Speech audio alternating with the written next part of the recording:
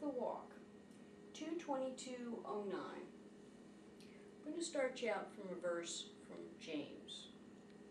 It's 2:17 and 18. Every good and perfect gift is from above, coming down from the Father of the heavenly lights, who does not change like shifting shadows. He chose to give us birth through the word of truth, that we might be a kind of first fruits of all he created. Now this is interesting because this sets it up as, number one, we're the children of God. Number two, it's our responsibility to act like it. I recently had an experience that was a little unnerving, but I'm going to tell you some good stuff that happened that contrasts with it, basically in the same situation. Most of you know that I moved recently from Galveston to Tyler, and I'm getting older and furniture is still as big as it used to be. I just can't handle it as well. Most of my furniture is doable with one person with a lot of determination, but it's a lot easier if you have help. I had lined up some help, and a few people weren't able to help me, but God filled in the gap. I just sort of left it up and accepted the help when it arrived. There were two people that I will commend in the helping part.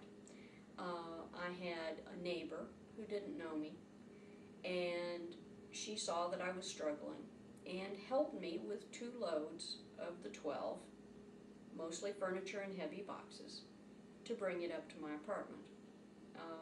I think she's a lovely individual, and I'm very pleased to have made her acquaintance. We're becoming friends.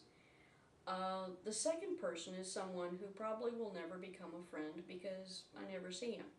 He's a maintenance guy here at the complex. Now, the irony is that by helping me, he risked his job because they have a rule in his contract that says you aren't supposed to touch people who are moving in or out or help them with their furniture. This takes away from their job, supposedly. Well, he was in between projects, so this wasn't interfering with a project.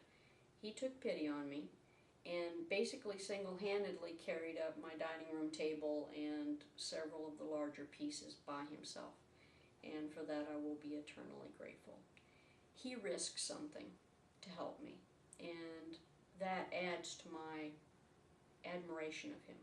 And he's a fine man, and I'm glad that he has a family to support him and he's happy.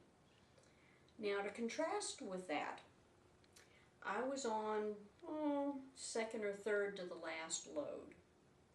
Again, furniture, but smaller furniture that was heavy but I could get my arms around. Have a roll-top desk, that's one of them. And it takes a lot of determination, but I got it out of storage, I got it into the truck. I was carrying it up the stairs. This was a Sunday morning, about 9:30 in the morning. And I got about 2 or 3 steps before the top of the stairs, and this man came around the corner and acted like I should move out of his way. The stairwell was just barely large enough for me and the furniture. He refused to back up. I had to basically push past him with the furniture. He also did not offer to help.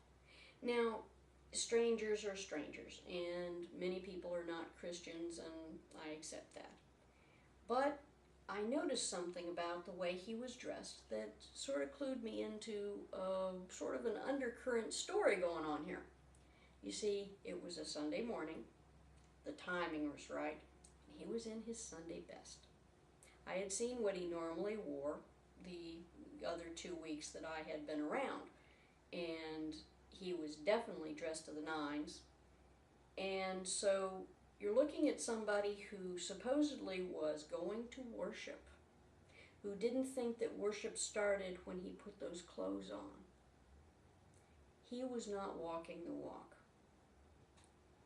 he was putting on airs of being a Christian without understanding what it means.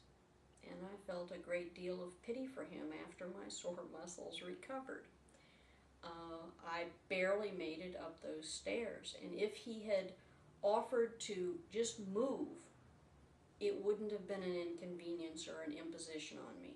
It wouldn't have been a painful experience for me. It would have been just part of the moving experience.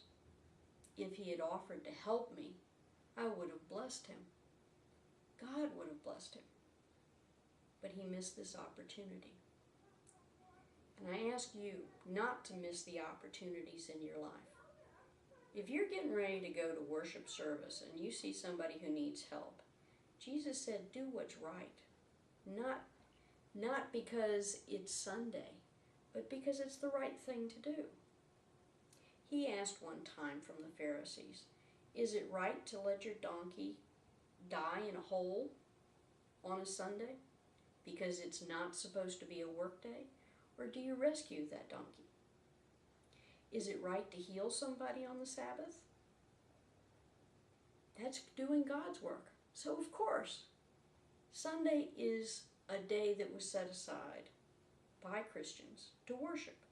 It has nothing to do with the idea of stopping doing everything else to comfort, console, be compassionate, help, or heal other people, whether they're Christians or not. Again, this is a lead by example situation. This person obviously would have pushed a pretty good number of people who were borderline Christian into thinking, well, everybody's the same.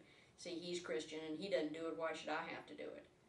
Well, I ask you to walk your walk, talk your talk. If you're claiming to be Christian, act like it. Live up to the standard Jesus set for us.